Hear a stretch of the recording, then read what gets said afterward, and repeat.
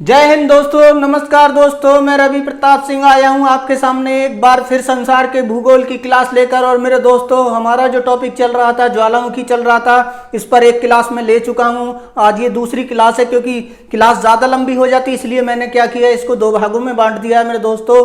ठीक है, तो आइए हम पढ़ते हैं अब ज्वालामुखी कि जो टॉपिक हमारे रह गए थे उनको पढ़ते हैं मेरे दोस्तों। अब हम पढ़ेंगे ज्वालामुखी के शंकु के प्रकार। देखिए, जो ज्वालामुखी का पर्वत बनता है हमारे स्थल मंडल पर, जो पर्वत जैसी संरचना बनती है, उसको हम शंकु बोलते हैं। कौन बोलते हैं? ज्वालामुखी कौन बोलते हैं मेरे दोस्तों। और जो है वो कितने प्रकार के होते हैं ये जानने वाले हैं। इससे पहली वीडियो में हमने ज्वालामुखी की संरचना, ज्वालामुखी से क्या क्या निकलता है, मलबा, वो सब जान चुके हैं मेरे दोस्तों। गैसें निकलती हैं वो भी जान चुके हैं, लावा निकलता है वो भी जान चुके हैं। तो आइए मेरे दोस्तों, इससे पहले वाली वीडियो जरूर देखें आप, उसे अच्छे से समझ लेंगे, तब आप इस वीडियो को देखेंगे तो और अच्छा लगेगा आपको। तो देखिए मेरे दोस्तों, अच्छे से समझ पाएंगे ज्वालामुखी को। तो मेरे दोस्तों देखिए, मैं फेल हो जाऊं ये बात अलग है, लेकिन मैं मेहनत ना करूं ये बात गलत है मेरे दोस्तों। इसलिए आप हार से तो बिल्कुल घबराइए मत। देखिए, अगर हार गए हैं आप तो एक बार फिर से उठ जाइए, हो सकता है आप जीत जाएं मेरे दोस्तों। तो देखिए, आइए ज्वालामुखी के शंकु यानी वोल्केनिक कॉन को हम पढ़ने वाले हैं मेरे दोस्तों। तो देखिए, वोल्केनिक कॉन या ज्वालामुखी के शंकु कितने प्रकार के होते हैं आइए जान लेते हैं मेरे दोस्तों। देखिए, 4 प्रकार के होते हैं। कितने प्रकार के होते हैं? 4। सिंडर या राख शंकु, इसको एस कॉन भी बोलते हैं मेरे दोस्तों। इसमें होता क्या है आइए समझ लेते हैं। देखिए, ऐसा होता है मेरे दोस्तों, ये मैंने एक एस्कॉन बनाया है, यानी राख का शंकु बनाया है। ठीक है, सिंडर या राख का शंकु बनाया है, ये ज्वालामुखी शंकु है। ठीक है, देखिए मेरे दोस्तों, ये जो है हमारा मेरे दोस्तों लिथोस्फीयर है, और ये एस्थेनोस्फीयर है जिसमें लावा भरा हुआ है। लेकिन इस प्रकार के ज्वालामुखी में क्या होता है मेरे दोस्तों, केवल राख और धूल ही निकलती है। जब राख और धूल निकलती है मेरे दोस्तों विस्फोट के साथ, वो जमती तो है नहीं, वो दूर तक फैल जाती है और अच्छी प्रकार से जम नहीं पाती। और इसका क्रेटर मेरे दोस्तों बड़ा होता है। क्रेटर कैसा होता है मेरे दोस्तों? बड़ा। देखिए मेरे दोस्तों, जो मुख के ऊपर संरचना बनती है, गड्ढा, उसको हम क्रेटर बोलते हैं। तो इनको भी हम जानेंगे कौन कौन सी संरचना बनती है इसमें मुख के ऊपर। ठीक है मेरे दोस्तों, तो देखिए ये जो हिस्सा आप देख रहे हैं, ये इतना हिस्सा जो है मेरे दोस्तों, ये क्या है? ये जो है हमारा स्थल मंडल है। और ये जो है मेरा दोस्तों, ये नीचे जो दिखा रहा है, मैं दिखा रखा है मैंने लाल कलर का, ये क्या है? ये जो है मेरे दोस्तों दुर्बल मंडल है। और इसके ऊपर जो जितना ये पर्वत सा दिखाई दे रहा है, यही शंकु है मेरे दोस्तों। यहां से लेकर यहां तक शंकु। अगर हम बात करें मेरे दोस्तों, तो इस प्रकार के कोण में क्या होता है, ऊंचाई कम होती है मेरे दोस्तों इनकी, क्योंकि ये दूर तक बिखर जाते हैं। इसमें जो लावा नहीं निकलता है तो फिर वो जमता नहीं, तो इसकी ऊंचाई कम होती है। और राख व विखंडित पदार्थ से बना होता है, इसमें बहुत सारे विखंडित पदार्थ, राख, गैसें होती हैं। और जब विस्फोट होता है तो वो दूर तक फैल जाते हैं और जम नहीं पाते अच्छे से। और इसका जो शंकु होता है मेरे दोस्तों, अवतल होता है। देखिए, उत्तल अगर बात करें तो इस प्रकार की रचना को उत्तल कहते हैं, और इस प्रकार की रचना को अवतल कहते हैं। ठीक है, तो मेरे दोस्तों शंकु का ढाल कैसा होता है? इसका अवतल होता है, क्रेटर चौड़ा होता है। ये बात आ गई समझ में। अब मेरे दोस्तों, अब पढ़ते हैं हम लावा शंकु। ठीक है, लावा शंकु या फिर लावा कॉन। देखिए मेरे दोस्तों, इसमें क्या होता है आइए जान लेते हैं।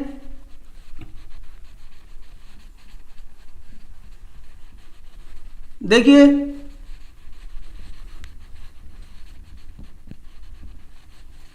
इस प्रकार के शंकु में क्या होता है मेरे दोस्तों, देखिए लावा शंकु 2 प्रकार के होते हैं। एक अम्लीय लावा शंकु, एक होता है क्षारीय लावा शंकु। क्योंकि हमने अभी पिछली कक्षा में पढ़ा था, जब लावा निकलता है तो 2 प्रकार का होता है, अम्लीय और क्षारीय। अम्लीय लावा में मेरे दोस्तों क्या होता है, सिलिका की मात्रा क्या होती है? अधिक होती है अम्लीय लावा में। तो यहाँ पर जब अम्लीय लावा में सिलिका की मात्रा अधिक होगी तो वो ज्यादा गाढ़ा होगा, ज्यादा चिपचिपा होगा।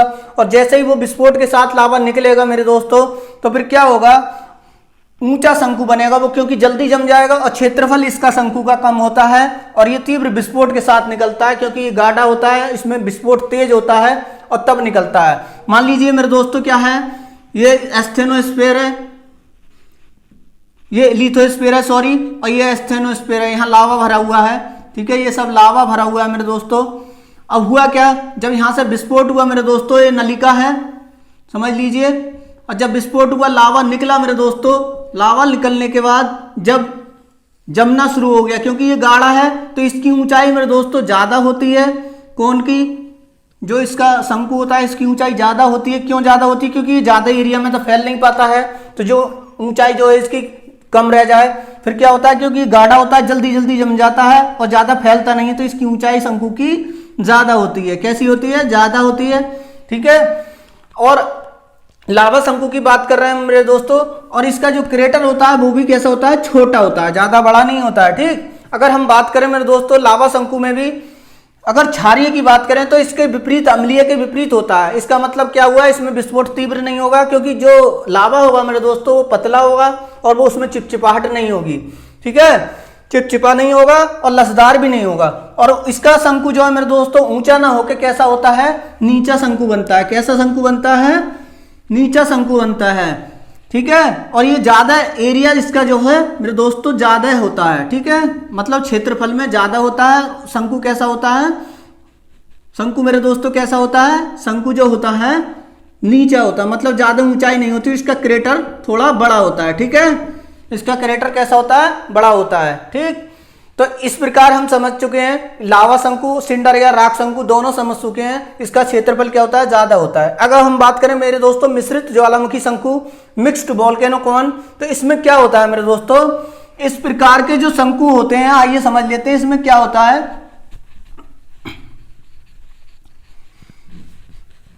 देखिए मेरे दोस्तों,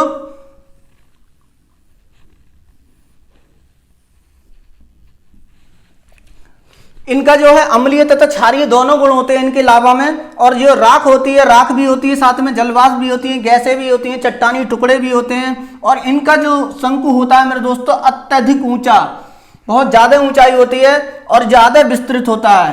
क्यों होता है मेरे दोस्तों? क्योंकि जो इसमें देखिए, एक तो जो हमारा अम्लीय लावा है गाढ़ा चिपचिपापन भी है, और चट्टानी टुकड़े, राख, जलवाष्प सभी चीजें निकल के आ रही हैं। फिर जो तरल लावा होता है मेरा दोस्तों, जो क्षारीय लावा होता है वो तरल होता है, आप जानते हैं उसमें गाढ़ापन तो होता नहीं। और फिर गाढ़ेपन और तरल लावा मिलकर क्या करता है? एक संयोजक का काम, संयोजक मतलब जोड़ने का काम शुरू कर देता है, और आपस में सारे मटेरियल बहुत जल्दी जल्दी जुड़ते हैं। जैसे ये बाहर आता है, और जब ज्यादा जल्दी जुड़ते हैं तो क्या होगा? वो ज्यादा एरिया में फैल नहीं पाएगा। इसका क्षेत्रफल तो मेरे दोस्तों देखिए, इसका जो क्षेत्रफल भी ज्यादा होता है, इसका क्षेत्रफल भी बहुत ज्यादा होता है, क्योंकि सारा मटेरियल, बहुत सारा मटेरियल इसमें से निकलता है, बहुत सारा मटेरियल इसमें से निकलता है, बहुत ज्यादा क्षेत्रफल भी होता है, बहुत ज्यादा ऊंचाई भी होती है। ठीक है। और इसमें जो है जल्दी जल्दी जमाव होता है, और उसके बाद जो है ऊंचा शंकु बनता है। इसका अत्यधिक ऊंचा और विस्तृत शंकु बनता है। ठीक है। अगर हम बात करें मेरे दोस्तों परपोषित या आश्रित शंकु, देखिए इसमें क्या होता है, इसको और जान लेते हैं। मिक्स्ड वोल्केनो कॉन को हम जान चुके हैं, न्यूट्रैड और डिपेंडेंट कॉन। न्यूट्रैड और डिपेंडेंट कॉन को जान लेते हैं क्या होता है। देखिए इस वाले शंकु की अगर हम बात करें मेरे दोस्तों, तो इसमें होता क्या है, जब वोल्केनो ज्यादा एरिया में फैल जाता है, यानी कि ज्वालामुखी ज्यादा बड़े एरिया में फैल जाता है, उसका विस्तार ज्यादा अधिक हो जाता है। फिर क्या होता है, मान लीजिए बहुत बड़े एरिया में कोई क्या है, बहुत बड़े एरिया में क्या है मेरे दोस्तों, एक ज्वालामुखी है। फिर होता क्या है मेरे दोस्तों, इसमें क्या होता है, जो इसकी जो ये नली दिखाई दे रही है आपको, मुख्य नली, ज्वालामुखी नली दिखाई दे रही है नलिका, इसमें विस्फोट हो जाता है। और जब विस्फोट हो जाता है तो इसमें से क्या निकलनी शुरू हो जाती है, उपनलिकाएं निकलनी शुरू हो जाती हैं, और उनका जो है मेरे दोस्तों एक गुच्छा सा बन जाता है। ठीक है, शाखाएं निकल आती हैं इस तरीके से। और जब शाखाएं निकल जाती हैं मेरे दोस्तों, तो जो मुख्य नली होती है उसमें तो कम लावा निकलता है, इनमें से भी लावा निकलना शुरू हो जाता है। ठीक है, उसमें से भी लावा निकलता है, लेकिन अब इनमें से भी लावा निकलना शुरू हो जाता है। और फिर क्या होता है आइए जानते हैं। देखिए ये सब उप नलिकाएं निकल गई हैं मुख्य नली से, और फिर उसके बाद जब इनसे लावा निकलेगा मेरे दोस्तों, तो ये इसका ढाल होगा, उस पर भी एक छोटे छोटे शंकु बन जाएंगे। ठीक है, मिश्रित शंकु, परपोषित या आश्रित शंकु बोलेंगे उनको। जब यहां से मेरे दोस्तों क्या होगा, एक छोटे छोटे शंकु और बन जाएंगे इसके ढाल पर, इस तरीके से। ठीक है, इस तरीके से छोटे छोटे शंकु बन जाएंगे, और इन शंकुओं को हम मेरे दोस्तों क्या कहेंगे, आश्रित शंकु। क्या कहेंगे मेरे दोस्तों, परपोषित या आश्रित शंकु बोलेंगे। ठीक है, विस्तार अधिक होने पर क्या होता है, मुख्य नली विस्फोट कर जाती है, उपनली का निर्माण होता है, शाखाओं का निर्माण होता है, और ज्वालामुखी ढाल पर अन्य शंकु का निर्माण हो जाता है, ये मैंने बता दिया। और इसी को आश्रित या परपोषित शंकु बोलते हैं। तो आइए मेरे दोस्तों अब हम पढ़ते हैं ज्वालामुखी का वर्गीकरण। ज्वालामुखी के वर्गीकरण में हम जानेंगे कि उद्गार विस्फोट के आधार पर कितने प्रकार के ज्वालामुखी होते हैं, और मेरे दोस्तों दूसरा प्रकार हम जानेंगे एक्टिवनेस यानी सक्रियता के आधार पर कितने प्रकार के ज्वालामुखी होते हैं। आइए दोस्तों जानते हैं। आइए दोस्तों हम जान लेते हैं ज्वालामुखी का वर्गीकरण। देखिए मेरे दोस्तों, ज्वालामुखी का वर्गीकरण पहले हम पढ़ते हैं सक्रियता के आधार पर, एक्टिवनेस के आधार पर, एक्टिविटी के आधार पर, ठीक है। देखिए इसमें कौन कौन से प्रकार हो सकते हैं, 3 प्रकार हैं। पहला है सक्रिय ज्वालामुखी, दूसरा है सुषुप्त ज्वालामुखी और तीसरा है मृत ज्वालामुखी। यानी इसको कहेंगे एक्टिव वोल्केनो, इसको कहेंगे डोरमेंट वोल्केनो और इसको कहेंगे डेड वोल्केनो, ठीक है। अब आइए समझते हैं सक्रिय ज्वालामुखी में। देखिए मेरे दोस्तों, सक्रिय ज्वालामुखी वो होते हैं जिनमें कि लगातार जो है धूल, जलवाष्प, गैसें और अनेक मिट्टी के कण और चट्टानों के कण और मेरे दोस्तों लावा वगैरह निकलता रहता है, वो सब क्या कहलाते हैं, जो सक्रिय ज्वालामुखी। ये लगातार इनमें से ये चीजें निकलती रहती हैं, ठीक है। और ये जो है सिसिली के उत्तर में लिपारी द्वीप पर, देखिए मेरे दोस्तों एक सिसिली द्वीप है, उसके उत्तर में एक लिपारी द्वीप है और ये इटली में लगता है, वो है स्ट्रोम्बोली। कौन सा है, स्ट्रोम्बोली मेरे दोस्तों एक ज्वालामुखी है जिसको हम भूमध्य सागर का प्रकाश बोलते हैं, ठीक है। और एटना ज्वालामुखी भी इटली का है। ये सब सक्रिय ज्वालामुखी एक्टिव वोल्केनो के उदाहरण हैं। कोटोपैक्सी सबसे ऊंचा है मेरे दोस्तों, इक्वेडोर में है, ठीक है। साउथ अमेरिका महाद्वीप में कोटोपैक्सी है और सबसे ऊंचा है, जो कि इक्वेडोर देश में लगता है। माउंट एरबुस मेरे दोस्तों, ये अंटार्कटिका का एकमात्र सक्रिय ज्वालामुखी है। माउंट एरबुस जो है अंटार्कटिका का एकमात्र सक्रिय ज्वालामुखी है, अंटार्कटिका महाद्वीप पर है, दक्षिणी ध्रुव पर। फ्यूजियामा मेरे दोस्तों जापान का ज्वालामुखी है, ठीक है। और अंडमान निकोबार द्वीप समूह पे बेरिन द्वीप पर, अंडमान निकोबार द्वीप समूह जो है उसमें भी एक हमारा बेरिन द्वीप है, बेरिन द्वीप पर भी सक्रिय ज्वालामुखी है। ये एकमात्र भारत का सक्रिय ज्वालामुखी है, क्योंकि आप जानते हैं अंडमान निकोबार भारत का ही भाग है। आगे देखते हैं मेरे दोस्तों सुषुप्त ज्वालामुखी या डोरमेंट ज्वालामुखी, ठीक, डोरमेंट वोल्केनो। देखिए मेरे दोस्तों इसमें क्या होता है, इनमें जो है मेरे दोस्तों लगभग हजारों वर्षों से कोई भी 500 या ये समझ लीजिए 600 वर्ष, हजारों वर्षों से क्या है, इसमें कोई भी विस्फोट या उद्गार नहीं हुआ है और इसमें जो है भविष्य में क्या है, उद्गार होने की संभावनाएं हैं, ठीक है। तो उन्हें हम बोलते हैं सुषुप्त ज्वालामुखी या डोरमेंट ज्वालामुखी। देखिए मेरे दोस्तों इसमें किसके कौन कौन से उदाहरण है जान लेते हैं।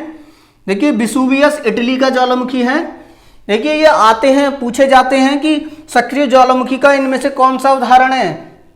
जब क्वेश्चन बनेगा तो विकल्पों में या हमारे ऑप्शन में जो है इस तरीके से डाल दिया जाएगा कि इनमें से कौन सा सक्रिय ज्वालामुखी है, वो डाल दिए जाएंगे, आपको बताना है। सुषुप्त ज्वालामुखी कौन सा है तब बताना है, ठीक है। अगर वो पूछ ले क्वेश्चन कि डेड ज्वालामुखी कौन सा है इसमें से, मृत ज्वालामुखी कौन सा है, तब बताना है आपको।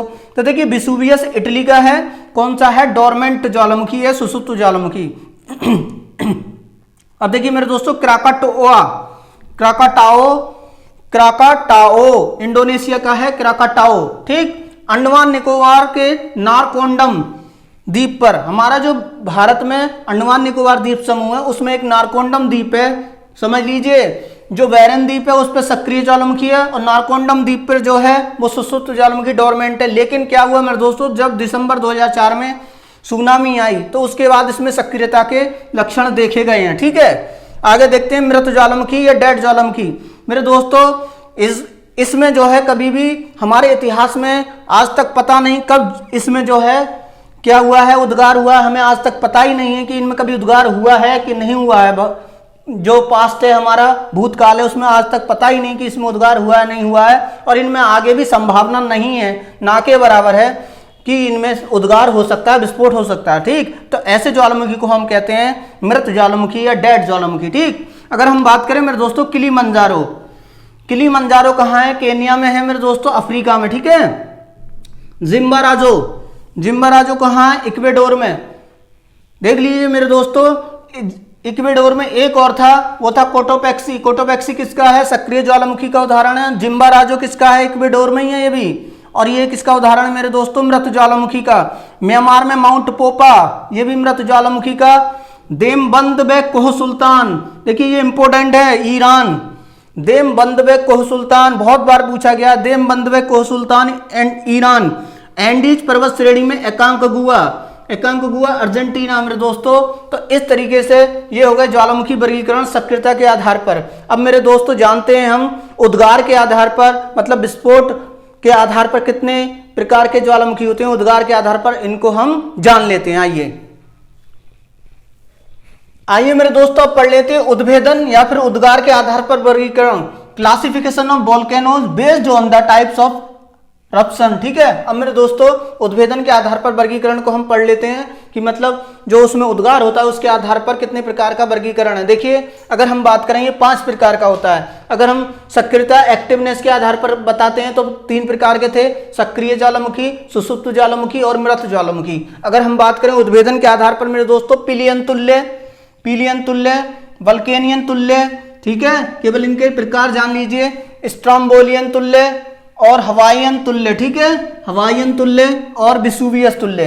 देखिए 5 प्रकार के होते हैं, बाकी इसमें डिटेल में कुछ नहीं जानना है, बस इतना ही जान लीजिए 5 प्रकार का होता है उद्भेदन के आधार पर। कौन कौन से? पिलियन तुल्य, वल्केनियन तुल्य, स्ट्रोम्बोलियन तुल्य, हवाईयन तुल्य और विसुवियस तुल्य। ठीक है, तो ये जो है मेरे दोस्तों ये सब ज्वालामुखी हैं, इनका जैसे ये हवाईयन तुल्य ये हवाई द्वीप पर स्थित है, स्ट्रोम्बोली है, विसुवियस ज्वालामुखी, स्ट्रोम्बोली ज्वालामुखी, विसुवियस ज्वालामुखी पिलियन द्वीप पर, और वल्केनियन। ठीक है, इस तरीके से ये सारे जो हैं ज्वालामुखी के ज्वालामुखी हैं और उनके ही आधार पर प्रकार दे दिए गए हैं कि किस किस प्रकार के ज्वालामुखी हो सकते हैं। ठीक है, उद्गार के आधार पर जैसे स्ट्रोम्बोलियन तुल्य है तो स्ट्रोम्बोली जिस तरीके से उद्गार करता है उस प्रकार के जितने भी उद्गार करेंगे ज्वालामुखी वो सारे स्ट्रोम्बोलियन तुल्य में आ जाएंगे। विसुवियस तुल्य मतलब जो विसुवियस ज्वालामुखी है हमारा उसके आधार पर उसके प्रकार मतलब उसके जैसा जो भी ज्वालामुखी उद्गार करेगा वो विसुवियस तुल्य में आ जाएगा।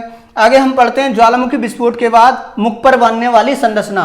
देखिए मेरे दोस्तों मुख पर बनने वाली संरचना क्या क्या होती है। देखिए 2 प्रकार की संरचनाएं होती हैं, इनको जान लेते हैं। मैंने बताया था कि जब ज्वालामुखी उद्गार होता है फिर क्या होता है विस्फोट के साथ, आइए जानते हैं।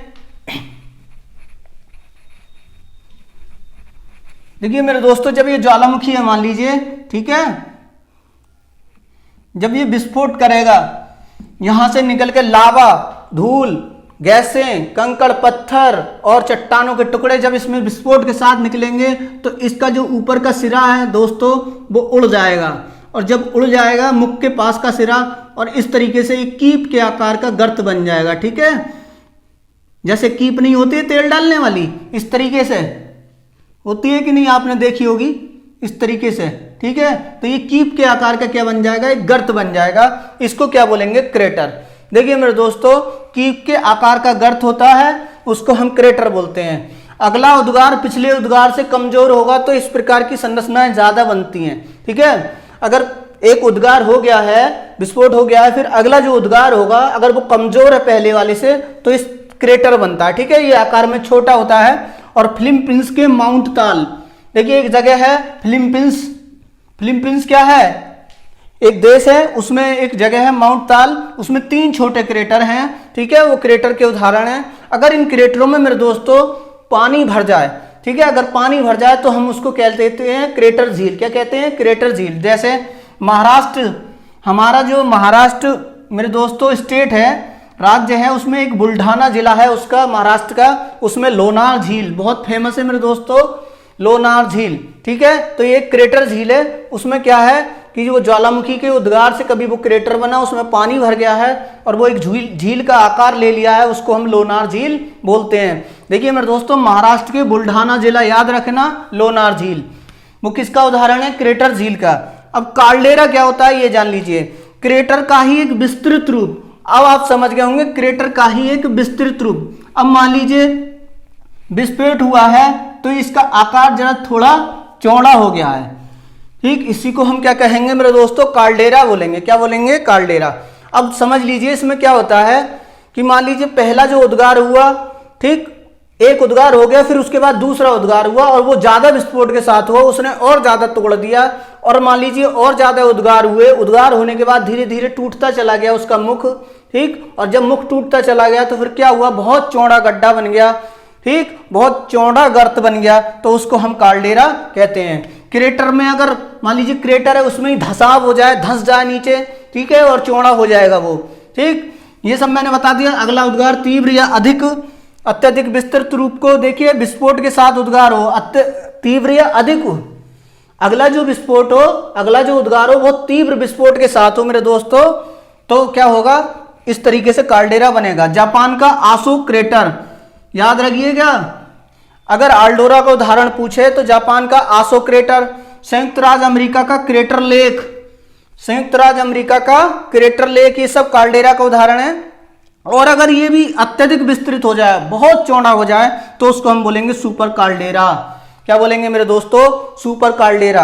अगर सुपर काल्डेरा का उदाहरण की बात करें तो lake Toba Indonesia, lake Toba जो है सुपर क्रेटर का उदाहरण है, याद रखिए, लेक टोबा सुपर क्रेटर का उदाहरण है।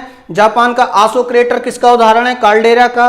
और संयुक्त राज्य अमेरिका का क्रेटर लेक किसका उदाहरण है, काल्डेरा का। अगर हम बात करें महाराष्ट्र की बुल्ढाना जिले में स्थित लोनार झील, महाराष्ट्र के बुल्ढाना जिले में स्थित लोनार झील किसका उदाहरण है, क्रेटर झील का उदाहरण है, ठीक।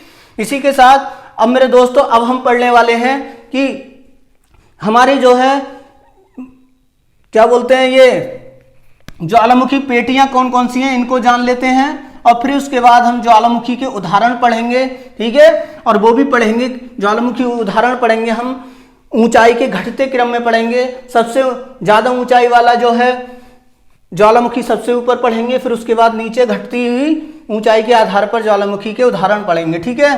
तो अब हम पढ़ते हैं ज्वालामुखी पेटियां मेरे दोस्तों, आइए।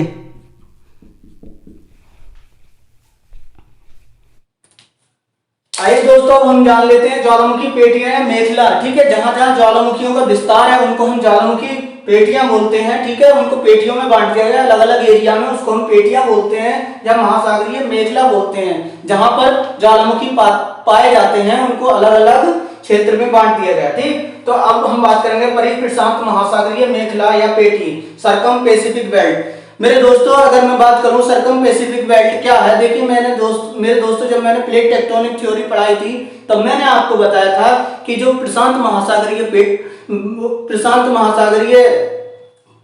क्या बोलते हैं बेल्ट है, यानी कि प्रशांत महासागरीय प्लेट है, तो मेरे दोस्तों उसके जो किनारे पर है ये पाई जाती है, ठीक है, परिप्रशांत महासागरीय मेखला या सरकम पैसिफिक बेल्ट। और मेरे दोस्तों यहाँ पर सबसे ज्यादा दुनिया के सबसे ज्यादा ज्वालामुखी पाए जाते हैं। देखिए इसके सारे ज्वालामुखी पाए जाते हैं इसके किनारे पर। अगर मैं बात करूं, देखिए इसमें कितने ज्वालामुखी होते हैं, 2/3 भाग, पूरी दुनिया का 2/3 भाग ज्वालामुखी केवल इस प्रशांत महासागरीय प्लेट के किनारों पर ही पाए जाते हैं। इसी को हम परिप्रशांत महासागरीय मेखला बोलते हैं, ठीक है।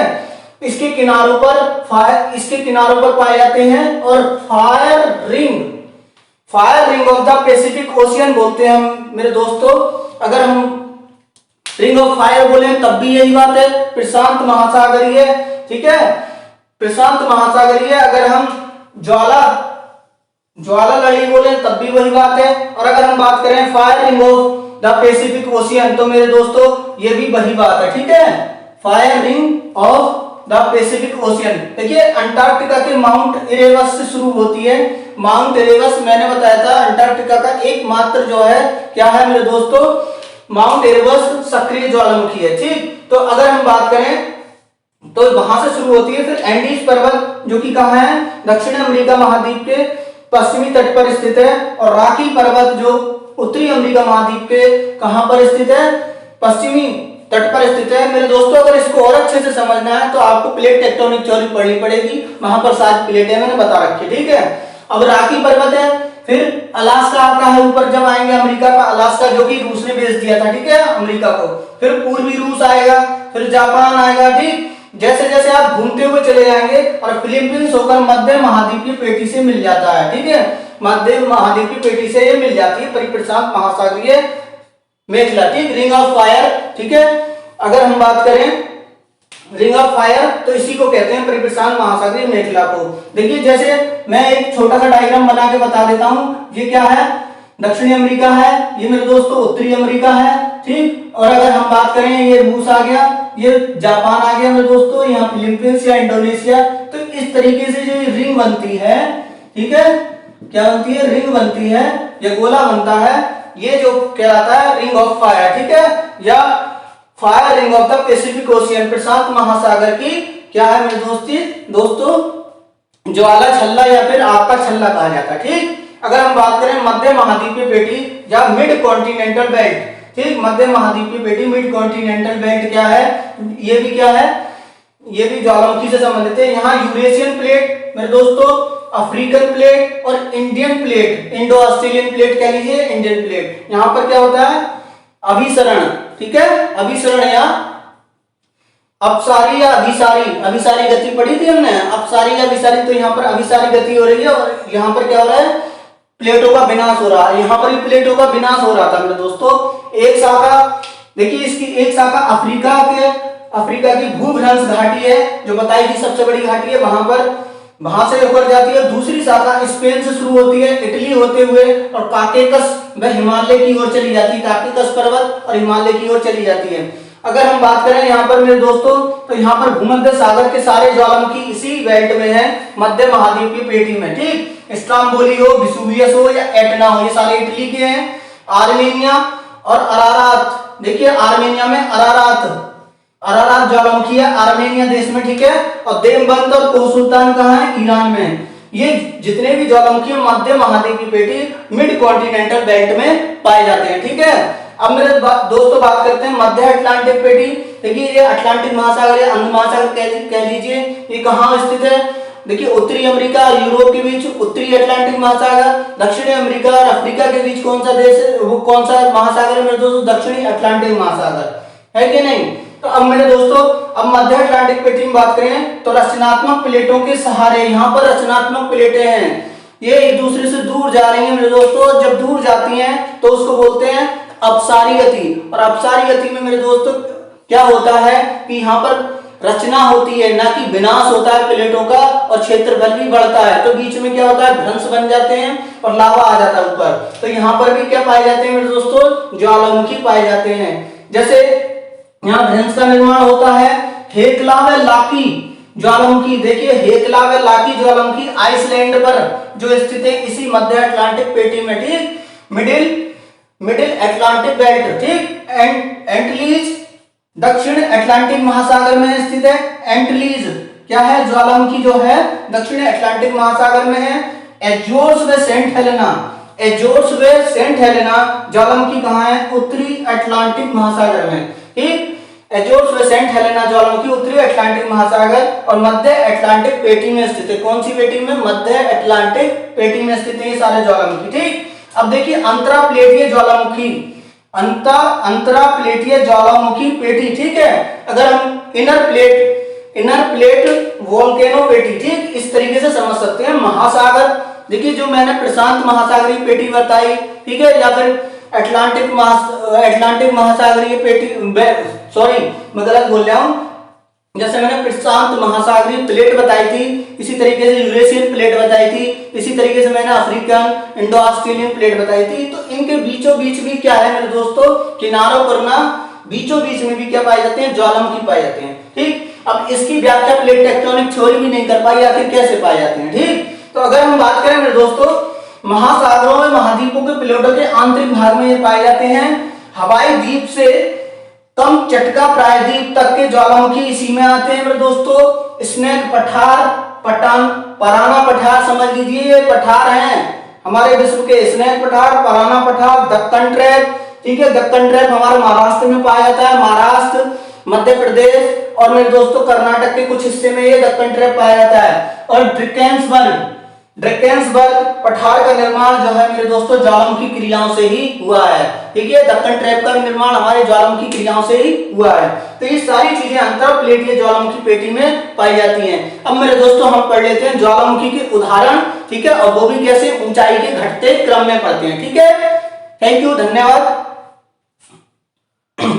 दोस्तों अब पढ़ लेते हैं विश्व के जितने भी सक्रिय ज्वालामुखी हैं उनके उदाहरण पढ़ लेते हैं। और मेरे दोस्तों ये ऊंचाई का अवरोही क्रम में है, ऊंचाई के अवरोही क्रम में मतलब ऊंचाई का घटता हुआ क्रम, सबसे ऊपर सबसे ऊंचा ज्वालामुखी है मेरे दोस्तों, सबसे नीचे सबसे नीचा ज्वालामुखी, सबसे नीचे वाला जो है अगर ज्वालामुखी सबसे कम ऊंचाई वाला स्ट्राम्बोली इटली लिपारी द्वीप भूमध्य सागर पर स्थित है, जो इसमें शामिल है सक्रिय ज्वालामुखी में सबसे कम ऊंचाई वाला। ठीक, अगर हम मेरे दोस्तों बात करें तो ये 5 जरूर याद कर लीजिए। 5 जो है सबसे ऊंचे ज्वालामुखी हैं। सबसे ऊंचा कोटोपेक्सी, फिर क्लूचे बस्काया, ब्रेंगले पर्वत, मोनोलोआ और कैमरून। ठीक, ये 5 जरूर याद कर लीजिए। इनका क्रम भी पूछ सकता है आपसे, लंबाई का क्रम, ठीक है, कुछ भी पूछ सकता है, या फिर दे देगा इनमें सबसे ऊंचा ज्वालामुखी कौन सा है, तो इनमें से कोई भी उठा लेगा 3 और एक इसमें से ये डाल देगा इनमें से कोई भी, और फिर पूछ लेगा कि कौन सा सबसे ऊंचा ज्वालामुखी है। तो आपको ये 5 तो जरूर याद करने पड़ेंगे जो सबसे ऊंचे ज्वालामुखी हैं, और याद तो सभी करने हैं क्योंकि देश और ज्वालामुखी जरूर पूछे जाते हैं, कौन सा ज्वालामुखी किस देश में स्थित है। तो मेरे दोस्तों सबसे पहले आइए कोटोपेक्सी सबसे ऊंचा, इसकी ऊंचाई भी याद कर लीजिए 5897 मीटर ऊंचा है। ठीक है, कितना मीटर, 5897। कोटोपेक्सी कहाँ है, देश का नाम इक्वेडोर, कोटोपेक्सी इक्वेडोर। क्लेचुबस्काया रूस दूसरे नंबर पर है। ब्रेंगेल पर्वत अलास्का तीसरे नंबर पर। यूएसए मतलब यूनाइटेड स्टेट ऑफ अमेरिका, संयुक्त राज्य अमेरिका। मोनोलोआ मेरे दोस्तों हवाई द्वीप पर स्थित है, ये भी यूएसए में है, संयुक्त राज्य अमेरिका। ठीक, कैमरून मेरे दोस्तों कैमरून में है। ये 5 तो जरूर याद कर लीजिए आप। ठीक है, ऊंचाई का बढ़ता हुआ क्रम, घटता हुआ क्रम, कुछ भी पूछ सकता है इनका। तो मेरे दोस्तों याद तो सभी करने हैं, लेकिन इन पे ज्यादा विशेष ध्यान देना। इरेवस कहाँ है, अंटार्कटिका में। इरेवस कहाँ है मेरे दोस्तों, अंटार्कटिका में। ठीक है, Nyiragongo Democratic Republic of Congo Africa का देश है। ठीक है, Democratic Republic of Congo Nyiragongo. ठीक, इलियामना कहाँ है, अलेतुआन श्रेणी कहाँ पर है, संयुक्त राज्य अमेरिका। एटना सिसिली द्वीप पर इटली। देखिए द्वीप भी पूछ सकता है, देश नहीं, द्वीप भी पूछ सकता है, किस द्वीप पर स्थित है एटना ज्वालामुखी, सिसिली द्वीप इटली। वार जो है कांस्केट श्रेणी यूएसए, संयुक्त राज्य अमेरिका। चिली, देखिए चिल्लन से तो चिली याद हो जाएगा।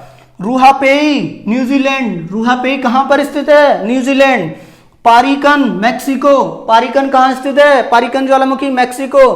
देखिए मेरे दोस्तों ये ज्वालामुखी हैं और ये मेरे दोस्तों देश हैं। ठीक है, देश हैं। ठीक, आगे बात करते हैं असामा कहाँ है, इसके बाद ये आएगा नंबर मेरे दोस्तों, इधर आ जाइए। असामा जापान। सेंट हेलेंस पर्वत यूएसए, सेंट हेलेंस पर्वत कहाँ पर है, यूएसए में। ठीक, नियाउरुहोए न्यूजीलैंड। निगाउरुहोए कहाँ पर है, न्यूजीलैंड। हम्बला कहाँ पर है, आइसलैंड। Vesuvius Italy. अब देखिए इटली में भी पूछ सकता है, कहां पर, नेपल्स की खाड़ी में। ठीक, विसुवियस कहां पर है, इटली में, नेपल्स की खाड़ी पर। ठीक, किलाउएआ हवाई द्वीप यूएसए। देखिए मेरे दोस्तों हवाई द्वीप की अगर बात करें तो एक ये हो गया हवाई द्वीप पर मेरे दोस्तों, अगर दूसरा बात करें तो ये दूसरा ये हो गया हवाई द्वीप पर, और कहीं है हवाई द्वीप पर। देखिए तो कितने, 2 जो है हवाई द्वीप पर स्थित है, किलाउएआ और मोनोलोआ, ये दोनों ही क्या हैं, हवाई द्वीप पर स्थित हैं।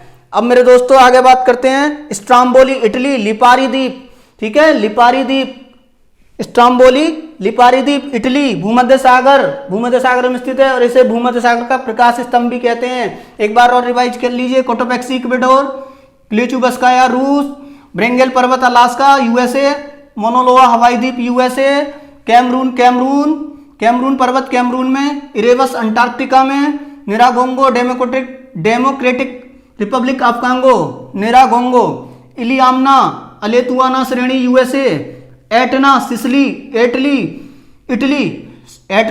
द्वीप इटली देश में। ठीक, वार कास्केड श्रेणी यूएसए, चिल्लन चिली में, रुआपेई न्यूजीलैंड में, पारिकन मैक्सिको में, असामा जापान में, सेंट हेलेंस पर्वत यूएसए में, निगाउरुए न्यूजीलैंड में, हम्बला आइसलैंड में, विसुवियस इटली नेपल्स की खाड़ी, किलाउएआ हवाई द्वीप यूएसए, स्ट्राम्बोली इटली या लिपारी द्वीप भूमध्य सागर। ठीक है, लिपारी द्वीप पर भूमध्य सागर में। ठीक, इटली के अंतर्गत आता है स्ट्राम्बोली।